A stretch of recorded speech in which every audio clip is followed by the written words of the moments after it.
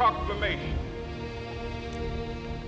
This momentous decree came as a great beacon light of hope to millions of Negro slaves who had been seared in the flames of withering injustice.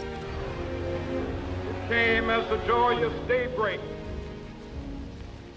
to end the long night of their captivity. But 100 years later, the Negro still is not free. 100 years later, the life of the Negro is still sadly crippled by the manacles of segregation and the chains of discrimination. 100 years later, Negro lives on a lonely island of poverty in the midst of a vast ocean of material prosperity. 100 years later,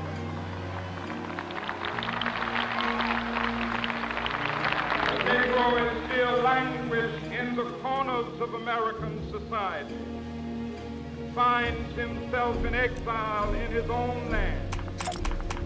So we've come here today to dramatize a shameful condition. In a sense, we've come to our nation's capital to cash a check. When the architects of our republic wrote the magnificent words of the Constitution and the Declaration of Independence, they were signing a promissory note to which every American was to fall heir. This note was a promise that all men, yes, black men as well as white men, would be guaranteed the unalienable rights of life, liberty, and the pursuit of happiness. It is obvious today that America has defaulted on this promissory note insofar as her citizens of color are concerned. Instead of honoring this sacred obligation, America has given the Negro people a bad check, a check which has come back marked insufficient funds.